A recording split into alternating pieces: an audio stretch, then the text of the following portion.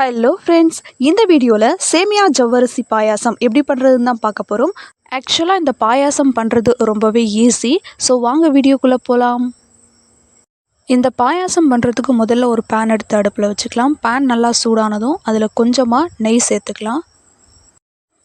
நெய் சூடானதும் அதில் ஒரு 100 கிராம் அளவுக்கு சேமியா சேர்த்துக்கலாம். இதை வந்து லோ ஃப்ளேமில் ஒரு 2 நிமிஷத்துக்கு வறுத்து எடுத்துக்கலாம்.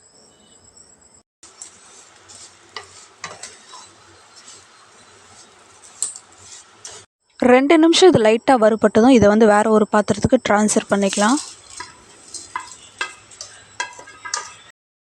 மறுபடியும் அதே பேனில் இன்னும் கொஞ்சம் நெய் சேர்த்துக்கலாம். இந்த நெய்யும் நல்லா சூடானதுக்கு அப்புறமா இதில் 100 கிராம் அளவுக்கு ஜவ்வரிசி சேர்த்துக்கலாம். ஜவ்வரிசியையும் லோ ஃப்ளேமில் வச்சு ஒரு 2 நிமிஷத்துக்கு வறுத்து எடுத்துக்கலாம். நல்லா இந்த அளவுக்கு வறுபட்டு வந்ததுக்கப்புறமா ஏற்கனவே சேமியா எடுத்து வறுத்து வச்சுருக்கோம் இல்லையா, அதே பாத்திரத்தில் இதையும் சேர்த்துக்கலாம். இப்போ அதே பேனில் இன்னும் கொஞ்சம் நெய் சேர்த்துக்கலாம். நெய் நல்லா சூடானதும் அதில் கொஞ்சமாக முந்திரியும் கொஞ்சமாக உலர் திராட்சையும் சேர்த்துக்கலாம். இதை வந்து கொஞ்சம் நேரத்துக்கு நல்லா வறுத்து எடுத்துக்கலாம்.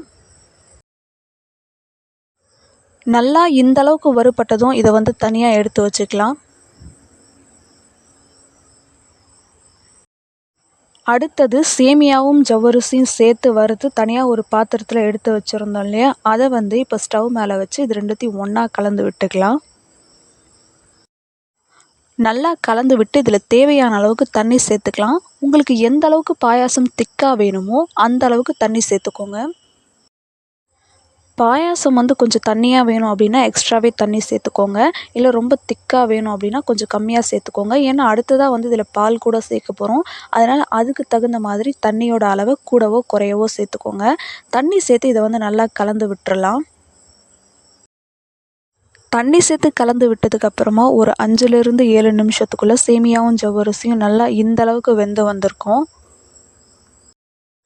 நல்லா இந்த அளவுக்கு கொதித்து வந்ததுக்கப்புறமா தேவையான அளவுக்கு சர்க்கரை சேர்த்துக்கலாம். நான் வந்து 150 கிராம் அளவுக்கு சுகர் சேர்த்துருக்கேன். உங்களுடைய இனிப்பு சுவைக்கு ஏற்ற மாதிரி கூடவோ குறையவோ சேர்த்துக்கோங்க. சர்க்கரையை சேர்த்து இதை வந்து நல்லா ஒரு தடவை கலந்து விட்டுக்கலாம். சர்க்கரை சேர்த்து நல்லா இந்த அளவுக்கு கொதித்து வந்ததுக்கப்புறமா நம்ம வந்து பால் சேர்த்துக்கலாம். ஒரு 200 ml அளவுக்கு பால் எடுத்து நான் ஏற்கனவே காய்ச்சி அதை ஆற வச்சு வச்சுருக்கேன். அதை வந்து இதோட சேர்த்துக்கலாம். எப்போதுமே பாயாசத்துக்கு வந்து பாலை நல்லா காய்ச்சி ஆற வச்சு தான் சேர்க்கணும். அப்படி இல்லைன்னா பால் வந்து திரிஞ்சு போயிடும்.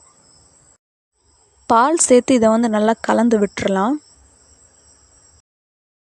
அடுத்ததாக அதில் 1 டீஸ்பூன் அளவுக்கு ஏலக்காயை நல்லா தட்டி சேர்த்துக்கலாம். ஏலக்காய் தூள் சேர்த்து இதை வந்து நல்லா கலந்து விட்டுறலாம். கடைசியாக இதில் நம்ம ஏற்கனவே வறுத்து எடுத்து வச்ச முந்திரி திராட்சையை வந்து இதோட சேர்த்துக்கலாம். அவ்வளோதான், எல்லாத்தையும் ஒரு தடவை நல்லா கலந்து விட்டு இறக்கணும்னா நம்மளுடைய சேமியா ஜவ்வரிசி பாயாசம் ரெடி. நீங்களும் இதே மாதிரி செஞ்சு பார்த்துட்டு எப்படி இருந்துச்சு அப்படின்னு கமெண்ட்டில் சொல்லுங்கள். வேறு ஒரு வீடியோவில் பார்க்கலாம். பாய்.